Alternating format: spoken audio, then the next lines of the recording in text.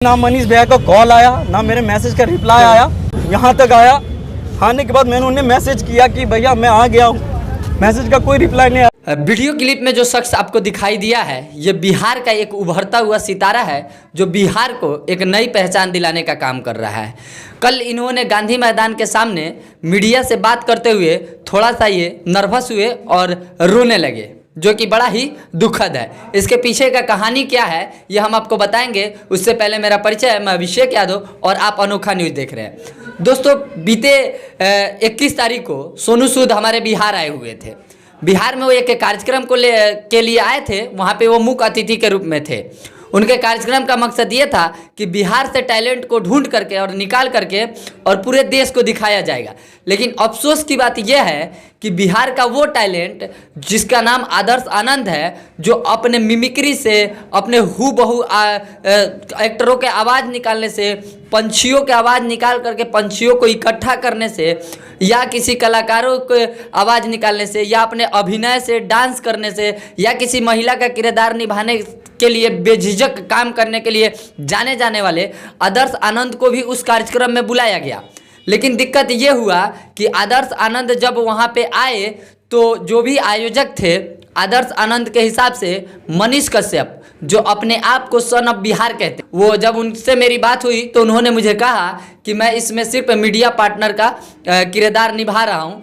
वो on camera बोल रहे थे, ऑफ कैमरा उनका क्या संबंध था उस कार्यक्रम से मुझे नहीं पता। लेकिन आदर्श आनंद जी ने कहा है कि मुझे मनीष कश्यप ने बुलाया था, लेकिन उनको बुला करके मनीष कश्यप ने आदर्श आनंद को अपमानित करने का काम किया। उनको एक ऐसे होटल में ठहराया गया जहाँ पे मनीष कश्यप खुद नहीं ठहर सकते।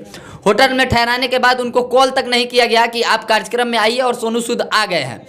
और आदर्श आनंद के अंदर इतना टैलेंट है, वो खुद ये कह रहे थे कि मैं कोई सोनू सूद के साथ एक फ़ोटो खिंचा करके फेसबुक पे डालने के लिए नहीं जा रहा था। मैं वहाँ इसलिए जा रहा था कि जितने सारे दर्शक आए थे, मैं अपना कार्यक्रम दिखाऊंगा, जो मैंने तैयारियाँ की थी उसको मैं अपने प्रतिभाओं को दिखाऊंगा, जिससे लोग मुझे तालियों की गड़गड़ाहट से बिल्कुल खुश कर देंगे। इसके लिए आदर्श आनंद आए थे। लेकिन अफसोस का बात यह है कि बिहार के लोग ही बिहारियों को आगे बढ़ने का काम नहीं करने देते हैं। अगर कोई आगे बढ़ने लगता है तो उसका टांग खींचने का काम करते हैं। मनीष कश्यप उसके बाद लाइव आए और बोले कि अगर आदर्श आनंद जी, अगर हमको आपसे कोई आपत्ति रहती तो शायद हम आपको इस कार्यक्रम में नहीं बुलाते। तो साहब, मैं आपको बता दूं कि अगर आपको कोई आपत्ति नहीं थी या आपको उनके प्रति लेकर के दिल में कोई दिक्कत नहीं था तो आप उनको बुला करके और कार्यक्रम में शामिल करवाते, ना कि किसी ऐसे होटल में रोक देते जहाँ पे आप खुद नहीं रह सकते। ये मैं नहीं, ये आदर्श आनंद कह रहे थे। आदर्श आनंद जैसे लड़कों के टैलेंट का कदर अगर इस बिहार में नहीं हो रहा है तो उनके टैलेंट का कदर क्या होगा जिसके प्रतिभा को खोज करने के लिए सोनू सूद आए हुए थे।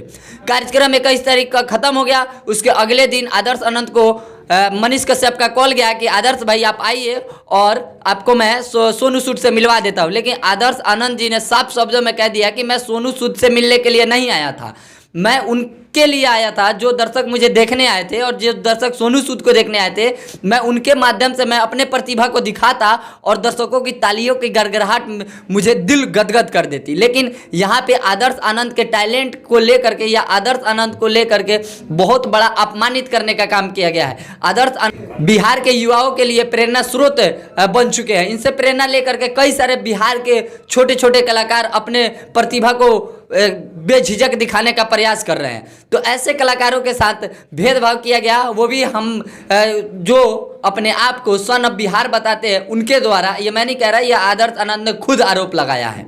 इसकी पूरी सच्चाई क्या है ये आप लोग वीडियो के माध्यम से जान गए। और वीडियो देखने के लिए बहुत बहुत धन्यवाद। हमारे चैनल पे अगर आप नए आए हुए हैं तो चैनल को सब्सक्राइब कर ले। ये वीडियो अगर फेसबुक पेज पे देख रहे हैं तो पेज को फॉलो कर ले।